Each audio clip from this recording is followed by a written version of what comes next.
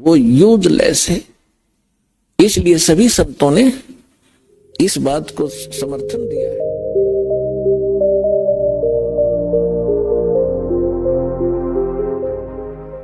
अब परमात्मा बताते हैं, कबीर लूट सको तो लूटियो, राम नाम की लूट, पीछे फिर पछताओगे, भाई प्राण जहांगे छूट। वो पृथ्वीपति चकवे गए, जिनके चक्र चलंत, रावण सरीखे कौन गिने, भाई ऐसे गए अनंत। राम रटत दारिदर भलो, टूटी घर की छान, वो कंचन मैल किस काम के, जा भक्ति नहीं भगवान। राम रटत कोड़ी भलो, चू चू पड़े जो चामे, वो सुंदर दे किस काम की, जा मुख नाही नाम। कबीर जिव्या तो वाए भली, जो रटे हरि नाम, नहीं तो काट के फेंक दियो, ये मुख में भलो ना चामे।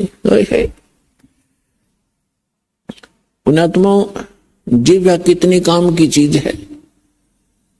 हर प्रकार के टेस्ट बता देती है, खाने में सहयोग देती है, परमात्मा का गुणगान करती है।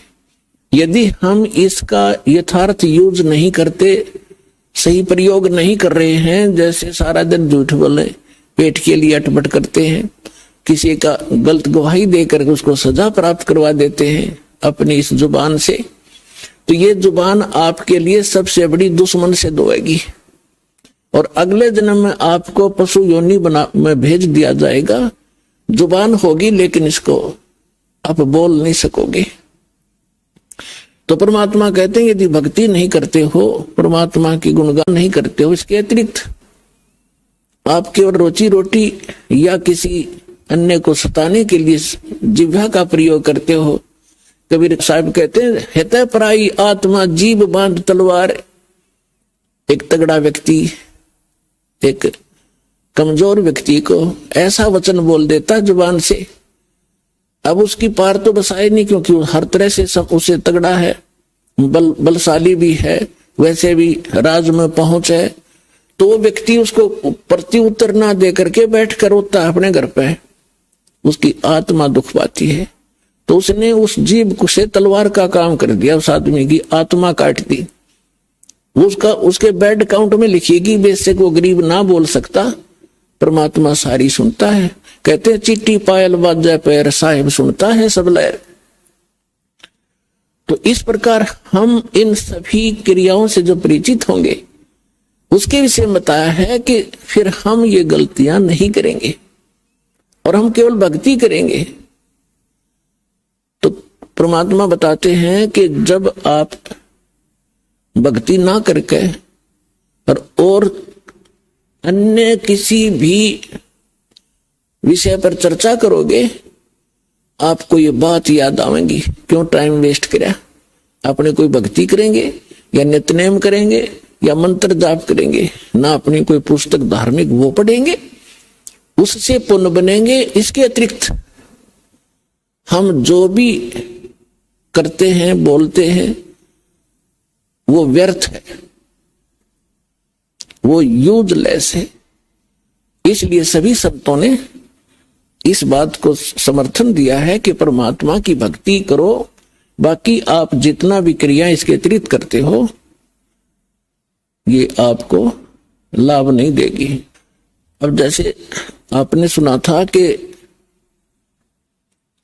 जैसे कर का जहर का रंग होरी हो, कहो कौन तिस खाव राम रंग होरी हो। अब जैसे जरा सा भी कोई पाप आप करोगे, आपको ऐसा लगेगा जैसे ये विष का कण है। जब आपको ये पता है कि ये वस्तु जो पदार्थ यहां पर गिरा है ये विष है,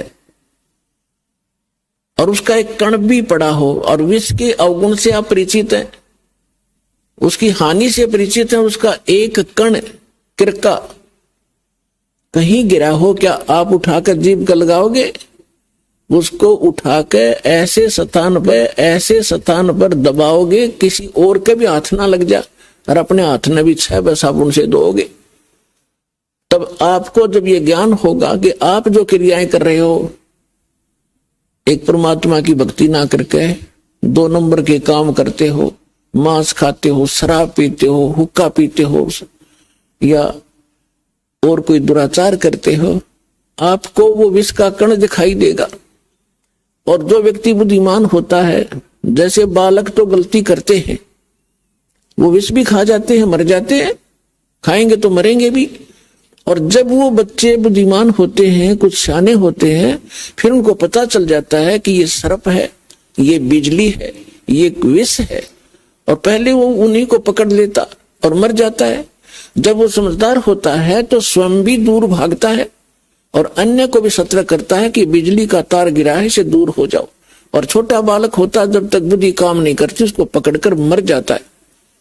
सर्प को भी छू लेता, पकड़ लेता है, उसको डस जाता है, वो मृत्यु को प्राप्त हो जाता है। और जब वो बच्चा बड़ा हो जाता है, उनके अवगुणों से परिचित हो जाता है, उसकी बुद्धि काम करने लग जाती है, तो फिर वो स्वयं भी बचता है, अन्य को भी सतर्क कर देता है।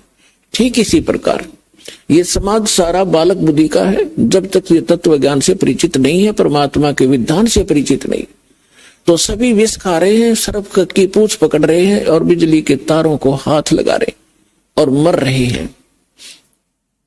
अब इस ज्ञान से, इस तत्व ज्ञान से आपका कलेजा हिल जाएगा। और इतना ज्ञान समझ के भी कोई नहीं मानता है तो महामूर्ख, और फिर उसका कोई ट्रीटमेंट नहीं, वो तो गधा ही है, इस जीवन में भी गधा है। जब हमें प्रत्यक्ष दिखाई देता है कि परमात्मा हमारे साथ हो जाएगा, तो हमें कोई दुख नहीं रहे। राजा भी भगवान की खोज में फिरता है, कोई संतों से मिलता है, कोई जंतर मंत्र कराता है। राजा से बड़े तो आप नहीं हो सकती प्रजा, ना सुखी हो सकती जैसा तुम मानते हो। राजा भी अपनी आपत्ति में परमात्मा की आड़ लेता है, और आपको सीधा ही भगवान मिल रहा, तो फिर आपका कौन सी कमी आवेगी, ये विचार करने की बात है। पहले तो दास आपको परमात्मा के विधान और इस ज्ञान से इतना परिपूर्ण कर देगा कि आपके हृदय में ये पक्की बात समा जाएगी कि कबीर इज गॉड, और ये रियलिटी है, वास्तविकता भी है। और फिर ये ऐसा प्रमाणित कर दूंगा कि ये भक्ति है, ये विधि है भक्ति की, और विधि नहीं है। आप बुद्धिमान हो, हमारे पास सदग्रंथ हैं, प्रमाण हैं, जिन महापुरुषों ने ये मंत्र जाप किया उनका उद्धार हुआ, वो मोक्ष हुआ, हम भी मानते हैं ये मुक्ति प्राप्त हुई इनकी। उनके अतिरिक्त कोई मोक्ष प्राप्त प्राणी नहीं है। चाहे वो सिद्धि कितनी ही कर गया हो, चाहे वो कितने चमत्कार दिखाकर मर गया हो, लेकिन वो मोक्ष प्राप्त नहीं है। तो फिर कौन सी समस्या रहेगी? फिर मूर्खता की। जान बूझ साची तजय और करे झूठ ने, ताकि संगत है प्रभु, फिर सोपन में बिना दे। जो इतना ज्ञान समझकर फिर गलतियों पे गलती करता है तो बुद्धिमान व्यक्ति नहीं है, वो तो जानबूझकर बकवाद कर रहा है।